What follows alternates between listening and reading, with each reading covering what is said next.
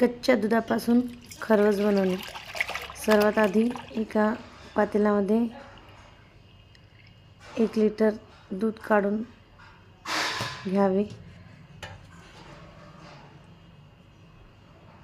त्यानंतर चवीप्रमाणे साखर तुम्ही कमी जास्त करू शकता. जास्त गोड खात नसाल तर जास्त टाकावी.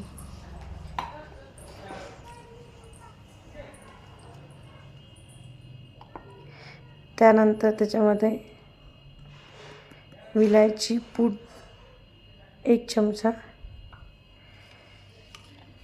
टाकून चांगल्या प्रकारे मिक्स करून घ्यायचं.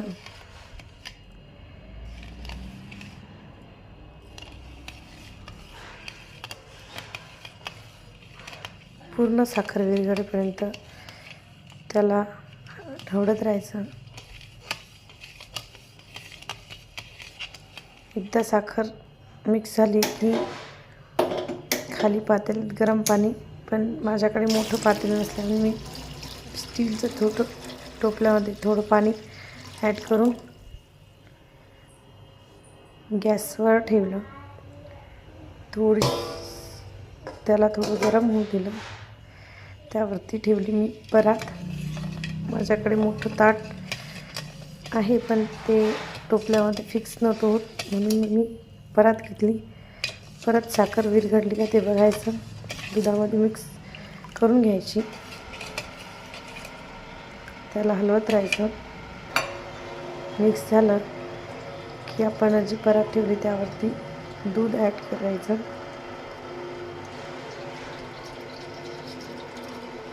व्यवस्थित ढवळून मिक्स करून विलायची पूड वगैरे टाकून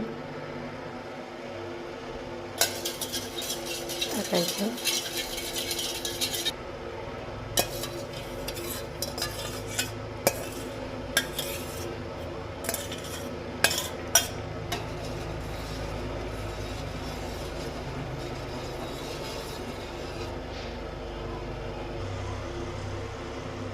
त्यावरती झाकण ठेवायचं. झाकण ठेवून गॅसची फ्लेम मोठी करायची आणि 15 मिनिटानंतर बघायचं. चाकू टाकून बघायचं की झालं की नाही. चिपचिप नसेल वाटत तर, हाताला चिपचिप नसेल वाटेल तर झालं समजून घ्यायचं. छान अशा वड्या पाडायच्या. जसा आकार आपल्याला पाहिजे तशाप्रमाणे. मी इथे चौकोनीच वड्या पाडत आहे कारण मला चौकोनीच आवडतं.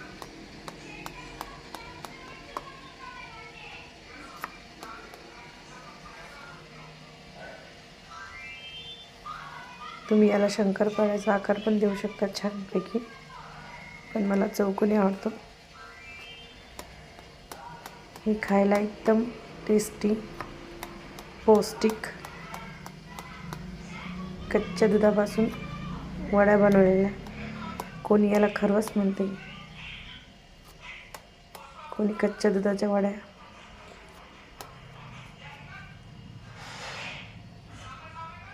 छानसा शेप काढून घ्यायचा, कापून घ्यायचा. थोडं गरम असतं आहे ती, थंड झाल्यानंतर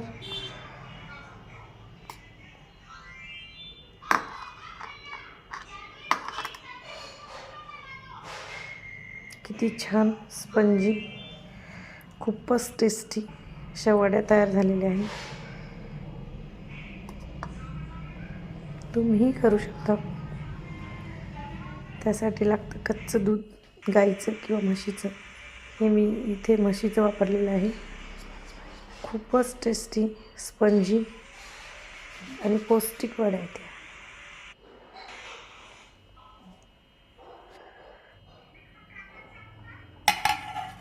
डब्यामध्ये भरून